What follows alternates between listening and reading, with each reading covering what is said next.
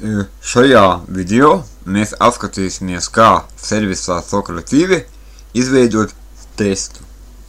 Kad esam ielogojušies servisā Socrative, mēs dodamies uz sadaļiņu Quizzes. Tur izvēlamies veidot jaunu testu.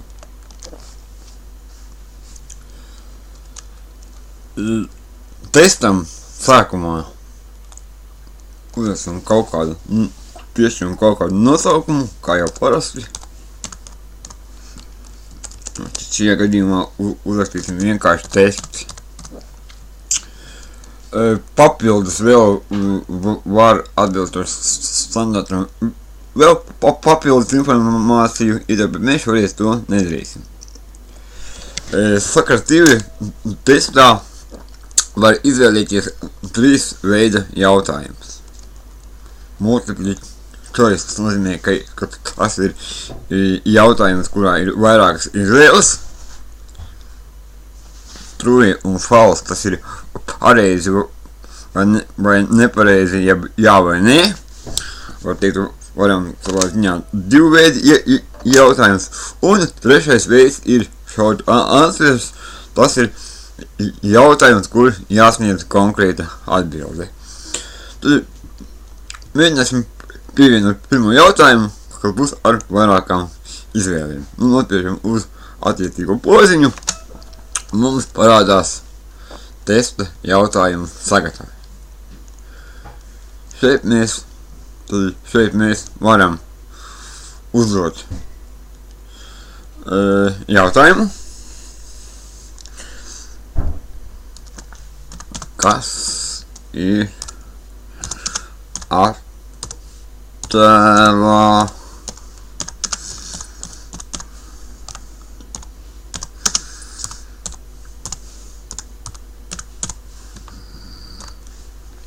neies kļūda.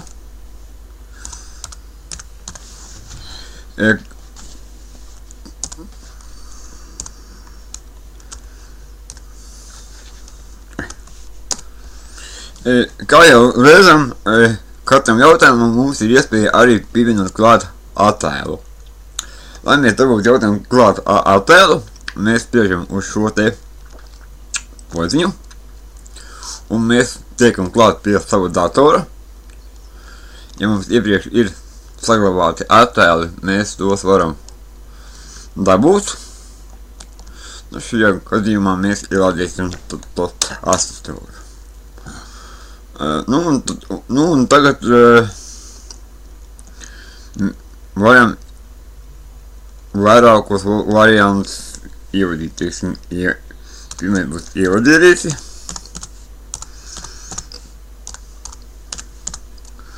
Nākamā liksim izvadierīci.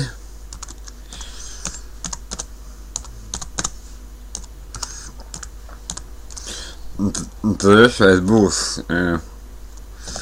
gan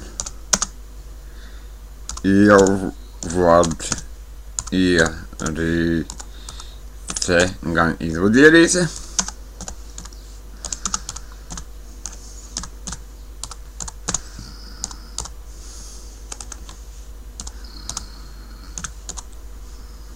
Un ceturto mēs ierakstīsim, ka tā ir pele, kas būs mums pilnīgi aplama atbilde.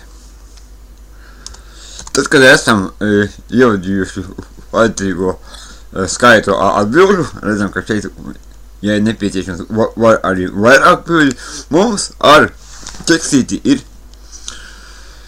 jānorāda, kura mums būs pareizā atbilde. Šajā gadījumā mums pareizā atbilde būs pirmā. Tas nozīmē, ka mums šī atbilde ir pareiza. Dodamies nedaudz uz leju. Ja ir nepieciešams, šeit apakšā varam jautājumam pielikt papildus paskaidrojumu. Tad, kad jautājums ir gatavs, mēs augšā nospiežam uz jautājumu saglabāt. Un pirmais jautājums mums ir pievienots. Redzam, kā pareizā atbildi skolotājiem iekrāsojās zaļa, tas nozīmē, ka mēs esam šo atbildi definējuši kā pareizo atbildi. Varam tālāk pievienot klāt nākamo jautājumu. Nākamais mums ir pareizi vai nepareizi, ja jā vai nē jautājums. Jautājums veidojās ļoti līdzīgi. Varam ievadam jautājumu, izvēlamies attēlu un norādam, kura būs pareizā atbilde.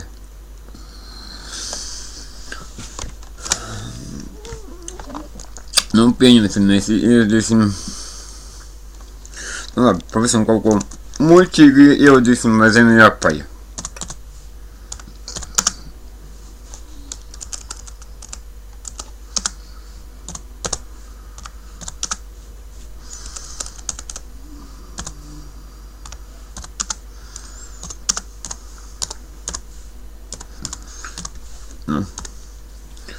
Nu, un šajā gadījumā es skaidrs, ka pareizā atbilde būs jā, vai tas gadījumā varam pievienot paskaidrojumu, vai varam pievienot arī attēlu. Un spriežam podziņu saglabāt. Lūk, esam otro jautājumu testam pievienojuši. Un pēdējais jautājumu veids ir īsā atbilde, kur ir jāsniedz konkrēta atbilde. Nu, ar šo jautājumu jābūt diezgan uzmanīgiem. Šeit ir sekojošas lietas, ka mums ir jāuzdod jautājums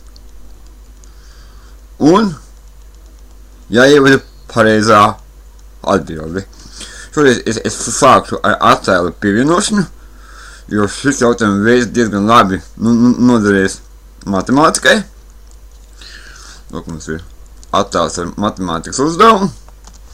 Jautājums būs, cik ir?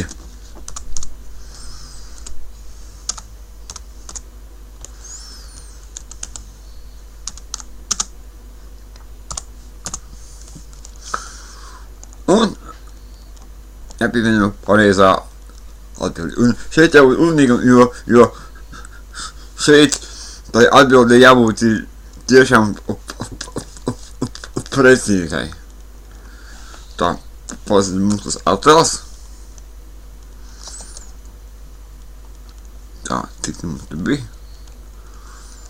Tā, mēģināsim tā, mēģināsim vēlreiz labot.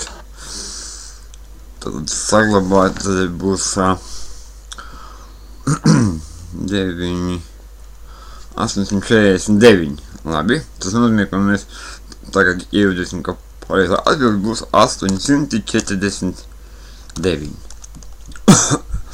Šajā gadījumā atbilde ir viennozīmīga. Mums nav varētu būt, ja mēs teiksim uzdodam kādu jautājumu, kur varētu būt arī vairākas pareizas atbildes. Šajā gadījumā mums jautājums ir viennozīmīgs. Lūk, šādā veidā mēs varam testam pievienot jautājumus cik mums ir nepieciešams. Tad, kad jautājumi visi ir pievienoti, mēs spriežam podziņu save un exit. Un lūk, šis te ir testa kods, ar kuru jūs varat dalīties ar citiem skolotājiem. Šajā gadījumā šajā kvīzē nozīmē, ka mēs ar šo testu esam gatavi dalīties. Šo gan var arī izslēgt. Bet nu, jūsu gadījumā būtu labi, ja šī podziņa tiktu ieslēgta, un šis būs tas testa kodiņš, ko jūs ievadīsiet iekšā formā, lai ar šo testu dalītos.